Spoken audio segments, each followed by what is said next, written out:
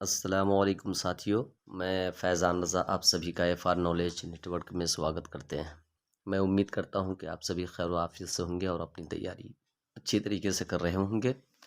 بہت سارے بچوں کا کال آیا اور بہت سارے بچوں نے مجھے بتایا کہ سر آپ اردو خط کس طریقے سے لکھا جاتا ہے، اس کا آسان طریقہ بتائیں۔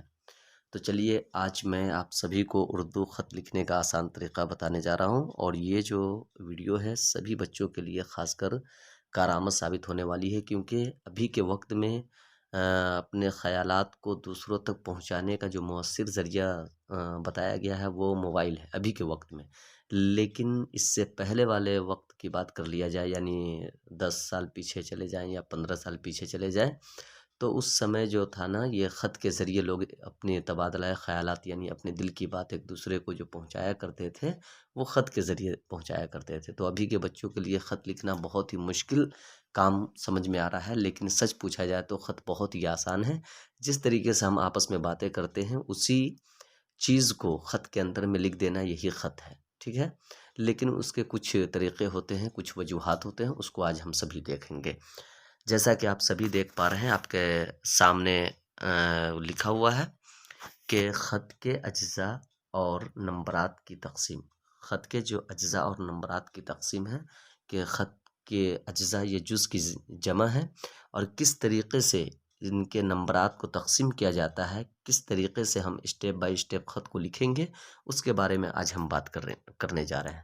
تو دیکھیے، سب سے پہلا جو ہوتا ہے اسٹیپ ہوتا ہے وہ پیشانی ہوتا ہے۔ پیشانی بولے تو ہیڈنگ، یعنی کہ سب سے پہلے آپ ہیڈنگ میں کیا کیا کریں گے، تو اس جگہ جو نمبر 1 میں آئے گا پیشانی میں آپ اپنا نام دے سکتے ہیں، آپ اپنا نام دے سکتے ہیں، ہے نہیں؟ اس کے بعد دوسرا اسی کے اندر میں پیشانی میں آئے گا، دوسرا ہے پتہ ہے، اس کے بعد ہے تیسرا ہے تاریخ ہے، ٹھیک ہے؟ یہ 3 اسٹیپ جو پہلے پیشانی کے اندر میں آتا ہے، اور آگے اور دوسرے پوائنٹ پہ آپ آئیں گے تو اس میں القاب لکھیں گے، ٹھیک ہے نہیں؟ القاب یہ لقب کی جمع ہے، یعنی کن کو آپ خط لکھ رہے ہیں اس کے بارے میں۔ اور تیسرا جو پوائنٹ ہے اس کے اندر میں آداب لائیں گے، ہے نہیں؟ آداب بجا لائیں گے، ہے نہیں؟ یعنی کہ آداب بولتے ہیں، ادب کی جمع آداب ہے، یعنی ادب کی باتیں یہاں پہ کرنا ہے، ادب کے ساتھ عرض کرنا ہے، پیش کرنا ہے۔ اگر آپ اپنے والد کو لکھ رہے ہیں تو والد محترم کہنا ہے، محترم مکرم والد صاحب قبلہ کہیں گے، اس طریقے سے ادب والے جملے استعمال کریں گے، ٹھیک ہے؟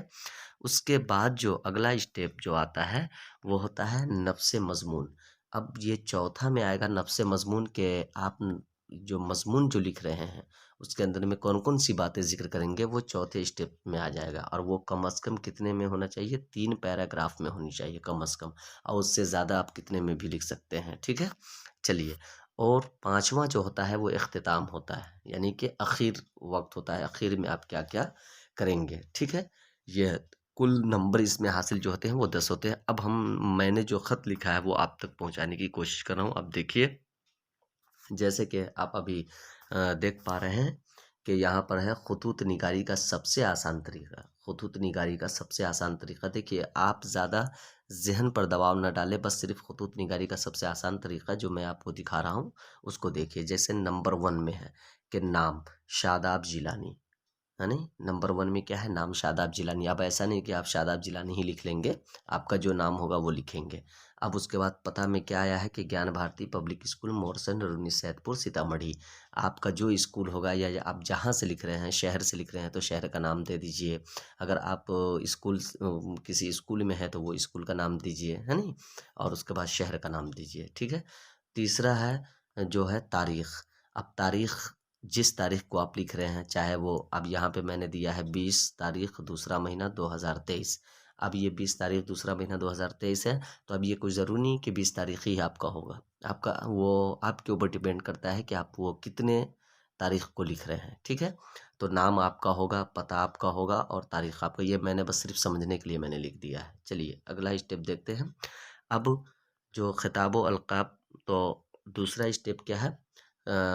القاب کا ہے، خطاب و القاب۔ جیسے کہ دیکھیے، بخدمت، اب کن کی خدمت میں آپ لکھ رہے ہیں؟ تو محترم والد صاحب، ٹھیک ہے نا؟ اگر آپ والد صاحب کی خدمت میں لکھ رہے ہیں تو والد صاحب کر دیجئے، اگر دوست کے لیے لکھ رہے ہیں تو پیارے دوست، عزیز دوست، ہے نہیں، اچھے دوست، جو لکھنا ہے وہ لکھ سکتے ہیں۔ اس کے بعد تیسرا اسٹیپ کا کریں گے، ان کو سلام بجا لائیں گے، السلام علیکم ورحمۃ اللہ وبرکاتہ، ٹھیک ہے نا؟ یہ تو ہو گیا۔ اب چوتھا اسٹیپ دیکھتے ہیں کیا ہے، یہ نفس مضمون ہے۔ دیکھیے میں نے بہت ہی آسان طریقے سے لکھنے کی کوشش کیا ہے، ٹھیک ہے؟